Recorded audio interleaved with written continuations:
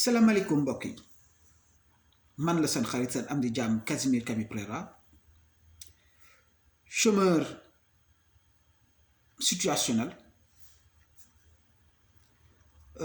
du fait de la politique d'emploi ou bien de la politique de non-emploi de son excellence le président Macky Sall pour revenir sur un ensemble de faits. Et les faits ne mentent pas. Maanaam jëf du fen ndaxte ci biir jëf dinañ gis jikko, ci biir jëf dinañ gis gis-gis, ci biir jëf dinañ gis nekkin, ci biir jëf dinañ gis nit ki naka lay xalaatee ak lan mooy taxawaayam. waaye nag jëf googee dafay ànd ak yenn saay kàllaama kàddu nag dafa mel ni benn fit boo xasee ba sànni ko du càggan ni xamoon nga fa nga bëgg mu jëm waaye ci dëggante bi nga koy sànni bi ngay xalaat sànni ko ak li tax ba nga sànni ko ba fa muy dal ñaari mbir la. benn bi mooy mbir bi nga xam ne yow xam nga ko te bëgg nga ko wala am nga yéenam dóor nga fitte gi bëgg nga mu jam fa mu war a jam waaye ci diggante bi nga bàyyee ak ba muy dem ak la muy datti loon ba loolu amoo ci benn pouvoir maanaam munoo amoo ci benn taxawaay boo xam ne war nga ko ci mën a te amati sànni nga ko rek jeexal nga ci. bu nekkee en droit dañ naan faute intentionnelle dañuy xool l'intention. Macky Sall mon président notre président son excellence monsieur Macky Sall dafa génne benn flèche benn fit daal koy dóor à toute une génération. Monsieur Macky Sall nee na que c'est seuls les chômeurs, les désœuvrés, ceux qui n'ont pas de poste, qui sont sur le net en train de critiquer sa communication. Mais gàccee mënul weesu loolu parce que en arrivant au pouvoir ba ngay ñëw bañ lay jël di la teg ci au pouvoir son excellence c'était benn point bu am solo boo xam ne da nga ne woon da nga ci bëggoon jug. La population sénégalaise ou bien la jeunesse sénégalaise n'attend pas les gouvernements. Le travail de dur labeur, c'est un combat de tous les jours, Monsieur le Président. Et nous ne nous levons pas de dur labeur pour vous, mais pour sortir nos familles de cette situation. Parce que le travail est socialisant. Et vous voulez nous enlever ce caractère socialisant du travail. Excusez-moi. Le travail, c'est un moyen de socialisation. Et vous voulez encore nous priver de cette socialisation de cette nouvelle génération-là. Nous sommes des chômeurs qualifiés. Comme l'OIT, définition de Moudjara. Le chômeur, c'est quelqu'un qui est à la recherche de travail, qui est diplômé, ou bien qui a un métier et qui recherche du travail. Tey boo xoolee la politique de l'emploi du Sénégal, mais il n'y a aucun effort qui a été fait. Liggéey bii nga xam ne ni moom le président Macky Sall di promouvoir maanaam xoolal tey ñaata jeunes qui sont diplômés, qui ont des licences, qui ont des masters ñoo nekk ci les agents là, les agents au niveau de la police di ñëw di jàppale la police. Ces agents-là, ce n'est pas leur rôle de faire cela. Peut-être qu'on pouvait leur allouer des tâches purement administratives. Cela n'a pas été fait. Beneen bi mooy combien de jeunes aujourd'hui réussissent des concours, terminent les concours et ne sont pas affectés, ne sont pas recrutés. loolu mooy sa politique de recrutement, alors que le recrutement est strict et organisé par la loi. Mënoo organiser concours pour créer ay chômeurs loolu du wareef fu état. Exemple bu ñuy jël rek mooy ministère de la santé et de l'action sociale, vu que ci volet social lañ di gën a camper suñu waxtaan, parce que Guy Marius Sagna c'est un agent du social. La loi de 1961 dafa nekk pour nga entrer dans la fonction publique il faut réussir à un concours, mais bu ñu soree au-delà du concours dafa am ay principes généraux du droit. Loolu laay wax, des principes généraux du droit, ce sont des normes qui ne sont pas écrites et qui sont parfois au sommet même de la Constitution et des traités, car visant le bien-être de l'individu. Mu am la déclaration de 1789 en son article 6 mu ne en substance mu ne que bépp doomu aadama bu nekk ci réew am nga sañ-sañ laaj exercer maanaam liggéey ci fonction publique wala administration publique, lépp loo xam ne da koy liggéey am nga sañ-sañu taxaw pour mu jox la ko. mu ne pour dugg ci biir liggéeyu état fonction publique, je parle bien de la fonction publique de carrière, maanaam fonction liggéey boo xam ne ni état moo koy teg nga dugg ci pour amal njëriñ sa réew, nga liggéey ci ba màgget pour fexe sa réew mën gañe ci wàll li nga xam ne moom nga xam li nga am ci xam-xam pour ñu mën avancer am yokkute. Loi boobu ne bu ñu demee ba ñu war a joxe ay fonctions publiques, ay fonctions dans la fonction publique, dans l'administration sénégalaise, ñaari pàcc moo am. Dafa am la fonction publique de carrière maanaam bi nga xam ne ni concours la, ak la fonction publique de l'emploi bi nga xam ne ni dañuy xool liggéey bi est-ce que yow sa diplôme méngoo nag liggéey bi ñu jox la ko, muy la fonction publique d'emploi. boobu ñoo ngi koy xamee aux États-Unis. C'est pour dire que le gouvernement du Sénégal est en train de faire de sorte à ce que qu'il y ait cette génocide générationnel. mbokk yi dem leen di wax, yéen mii jeunes yi laay wax la, nit ki nag doo toog ba ñu lay teg nattu nga naan yàlla baax na, parce que yàlla moo war a teg nattu, waaye doomu aadama bu demee ba di la teg nattu c'est parce que daf la yegg wala tegu la fenn. lii bon mooy ñu toog ba suñuy njaboot dañu naan pap pour lan ñun ñu war a liggéey ba 40 ans te duñu am ñu war a jàng ba 40 ans am suñuy diplôme te duñu am liggéey. waaye loolu dinañ ci ñëw parce que seen doom yooyu ñëwaguñ, suñu doom yooyu loolu ñëwagul, ñu desaat ci concours googu. état bu xasee ba organiser concours dafa fekk ñu xool au niveau de l'administration est-ce que am na ay fonctions yu am yoo xam ne ni ñoo ngi fi te dañ ci war a dugal ay nit. tey boo jëlee le cadre du travail social, ministère de la santé et de l'action sociale dafa am direction générale de l'action sociale, am DRH. Monsieur Soukandela Diouf mooy DRH du ministère de la santé et de l'action sociale, monsieur Galoba moo ko nekkoon. Sous le ministère de madame Eva Marie Coll Seck ak Abdoulaye Diouf Sarr mu am benn programme boo xam ne ni il y a pas plus grande arnaque de la fonction publique que ce programme là, muy le plan Cobra.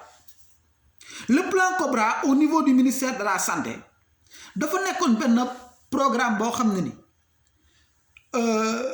les partenaires sociaux de l'État dañoo accompagner woon le ministère, l'État du Sénégal, pour que ñuy am ay emploi yoo xam ne ni ce sont des sages-femmes pour un programme, parce que dañoo amoon benn déficit. ñu dem ba programme bi jeex état maintenir système boobu ce qui fait que ne dañoo dem ba système de recrutement boobu nekk un système de recrutement politique de recasement politique qui trouve son summum maanaam ñu ngi ciy sori ba ñu eggee ci Diouf Sarr avec les recrutements intempestifs au niveau du plan Cobra. Da ngay gis sax lors du recrutement de 2019 dafa am lu doy waar parce que recrutement yi en réalité da ngay gis ay nit yoo xam ne pareguñu seen formation nekk en pharmacie nekk en médecine ñu recruter leen te pareguñu au même moment où il y a des Sénégalais qui ont terminé leurs études depuis et qui sont sous contrat dans les hôpitaux. Comment est-ce qu'on peut expliquer cela? Beneen bi ñu ne la bu ñu organiser concours bi ba pare day fekk amul benn doomu aadama bu am sañ-sañ ne il faut que ñu ubbi tel concours amul waaye état wala ministère bu ñu demee ba ne damay ubbi bii concours dafa fekk ci ñoom seen ay administration ñu am ay soxla wala le chargé du recrutement day gis que ni dans 2 ans de dina am 20 places yu disponibles mu ne kon damay ubbi concours pour 20 places disponibles yooyu ñu teg loxo yi ci ponk boobu mais loolu bu amee souvent nit ñi dañuy fokk ni l'État a l'obligation de former kese maanaam pour bañ nit ñi désœuvrer alors qu'en ouvrant un concours ce sont des milliers de Sénégalais qui vont abandonner leurs études supérieures pour aller faire le concours dans l'espoir de pouvoir faire partie des meilleurs et pouvoir briguer des postes au niveau de l'administration publique et ainsi servir le peuple. État giseewul noonu alors que la priorité elle est là, le besoin est là. Tey jëlal cas au ministère de la santé foofu rek lañ di jël action sociale ñu pare concours bi ñu ne 10 personnes lañ ciy jël au niveau de l'ENTSS et au niveau de l'ENDSS mais duñu wax ENDSS parce que ENDSS moom sage-femme yi ak infirmier yi la gën a jël en compte waaye ñooñu tamit dañoo am benn problème bu doy waar. Le même régime qui s'applique à l'ENTSS s'applique à l'ENTSS. Quand tu n'es pas politique, quand tes parents ne sont pas au ministère de la Santé et de l'Action sociale, boo amul bras long malgré que da nga réussir concours nekk major de ta promo duñ la jël ci biir 2 ans yooyu dañuy jël ay nit yoo xam ne dañ leen jege dugal leen ci plan Cobra mooy li may wax le plan de recasement ñu fonctionner durant 2 ans sous forme de contrat après ñu ne non ñii kat foog ñu reverser leen dans la fonction publique.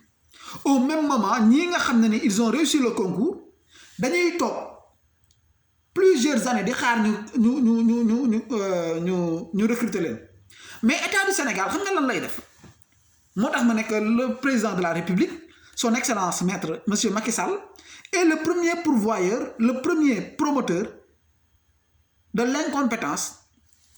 et du désœuvrement de la génération de la population sénégalaise. Bu ñu organiser concours gi parce que balaa ñoo ñëw ci problème recrutement yi ñu eggaliwaat ci concours bi sax waaw je pense que ñu eggal ci concours bi ñu suivre na concours gi bu ñu xasee ba ubbi ko état amatu ci pouvoir maanaam dañ koy publier au journal nekk da tel concours ministère tel ubbi na ko nombre de postes à pourvoir lii la bu ñu xasee ba def loolu mënatuñu changer nombre de postes à pourvoir yi. Pour nga bokk ci concours dañ naan que il faut nga nekk de nationalité sénégalaise nga âgé de temps à temps concours direct bi ak concours professionnel nga def 10 ans de service bu nekkee concours professionnel la bu nekkee concours direct bi nga am tel diplôme nekk de nationalité sénégalaise mosuñu la condamné nekk affaire yooyu les critères de base qui te permettent de pouvoir faire le concours. Boo defee concours bi ba jàll phase boobu ñu ne la da ngay def entretien. ngeen def entretien tey boo jëlee ministère de la santé et de l'action sociale école bi ñuy wax ENTSS école nationale des travailleurs sociaux spécialisés chaque année dañuy organiser le concours parce que c'est un moyen de recasement et un moyen de détourner de l'argent tout simplement man noonu laa ko jëlee parce que mënuma concevoir que l'on organise un concours pour donner accès à la fonction publique à des citoyens sénégalais sur la base de leur mérite et de leur vertu, de leur talent. Nga jël loolu nga ne ko non bu ñu paree formation ba am diplôme nga ne vertu talent yooyu amul sens nañ toog wala ñu dem ci ONG yi mais ils n'ont pas vocation à aller dans les ONG parce que ce personnel là qualifié ñoom ñoo war a dawal les politiques sociales du Sénégal dans l'ensemble du territoire fu pauvreté nekk ñooñu dañ leen fa war a yóbbu pour ñu mën a xeex liggéey pour la population. C'était le cas de Guy Marius Sagna bi ñu ko yóbbu Sédhiou beneen bi mooy bu ñu defee formation par exemple boo jëlee ENTSS mais c'est plusieurs milliards qui sont financés pour la formation des étudiants li ci gën a grave mooy da ngay am si ENTSS hiérarchie A1 yi ñuy former des agents de conception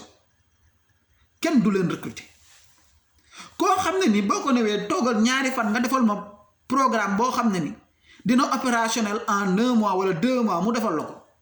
nga nekk kooku duma ko jël parce que ça coûte trop d'argent hiérarchie A1 musul yomba le paradoxe mooy ñooñu hiérarchie A1 boobu si seen corps si seen fonction si seen sur la loi portant code des travailleurs sociaux de 2012 les avantages amuñu benn avantage au contraire da ngay gis ko xam ne dafay jógee ci beneen fonction ci beneen comment dire comme par exemple les professeurs jóge foofu yor salaire bu am solo ñëw nekk conseiller en travail social hiérarchie A1 ñu jël dagg sa salaire dagg say avantages yow dootoo amati dara après ils disent que ils ont des politiques sociales dama ne que le président Macky Sall a une politique de génocide social politique de génocide social parce que pour nga rey population yi wala nga gën leen suuxal ci ndóol surux ci ndóol da ngay ñàkk teg en place des mécanismes de prise en charge ponctuels et durables muy les travailleurs sociaux les services sociaux de base beneen bi mooy ça coûte trop d'argent effectivement parce que l'argent que l'on investit dans ces politiques publiques doivent en amont avoir des répercussions sur la population ñoom ñoo ko yellool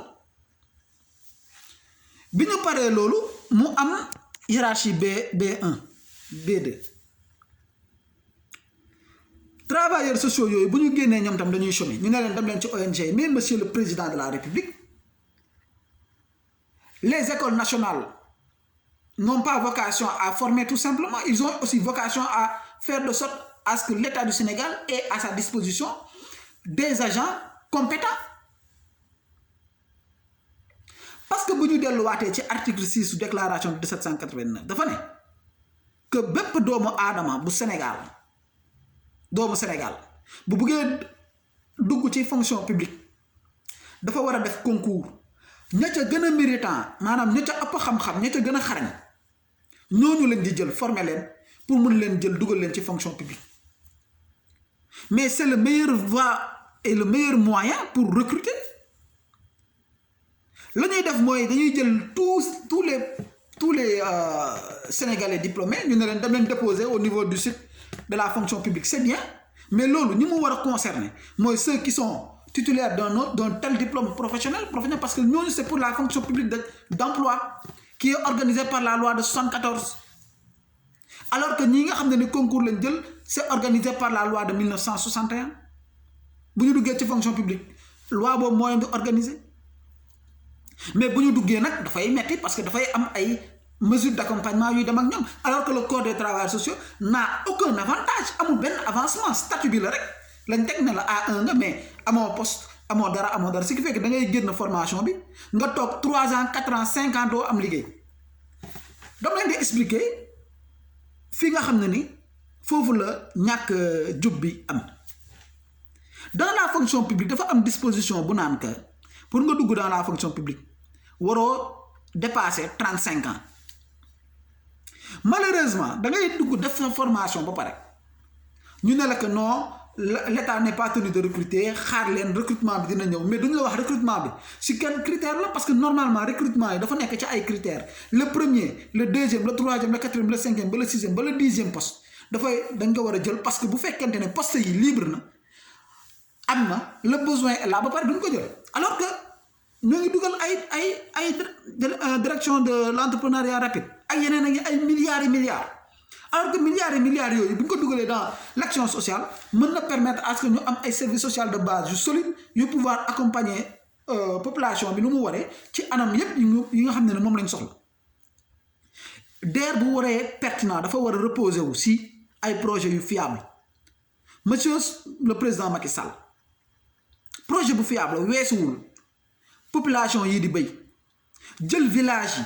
boole leen daf leen ay communauté de base boole seen tool yi jël financement yi jox leen ñu liggéey fay loolu moo gën a wóor di jël direction de l'entrepreneuriat rapide di ko jox ay population ay nit yoo xam ne ni ëllëg duñu fay parce que leur projet n'est pas viable alors que le projet des paysans est viable fiable et durable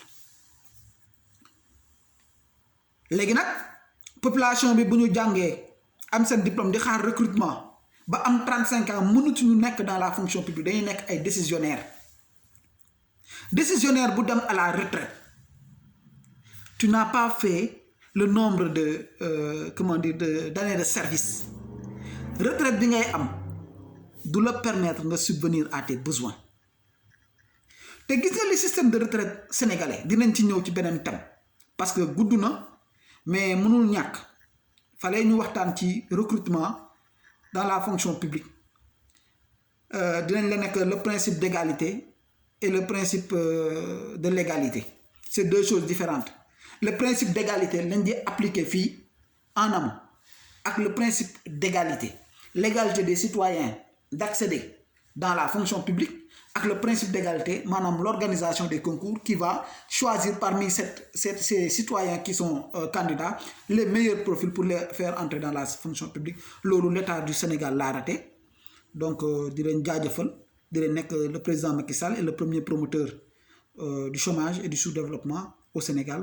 et du maintien de la pauvreté dans un seuil intolérable invivable pour la souffrance des populations sénégalaises loolu nag ay fait la ñu analyser noonu rek di leen jaajëfal di leen jox daje ci yeneen waxtaan